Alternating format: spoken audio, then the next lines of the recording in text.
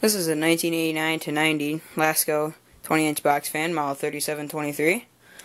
I got this fan from a flea market for $4.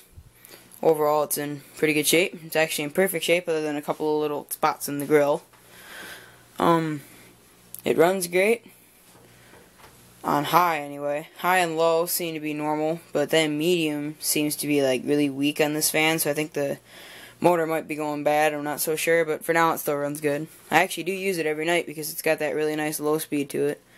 I used this one back in the summertime, my Galaxy here, but it's low is way faster than this fan's low or medium is. And this fan's high is also a lot faster than this fan's high is. And of course this fan's medium is pretty much like this fan's high.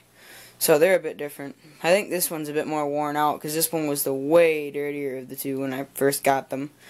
This one was just like normal dirt, but this one was just 100% just like covered in plaster dust. You can see up in that motor mount up there, there's still a little bit of it left. I gotta do a more thorough cleaning on it. But since it was just plaster dust, it came off everything really easy, so the fan looks great. It's also got a couple of little white paint specks on it. And it's got some spackling on it for like drywall. That's what it looks like anyways. Either spackling or old caulk. So it was probably a work fan for somebody. But it survived until now. It's still looking pretty darn good. The fan has no rust in it anywhere.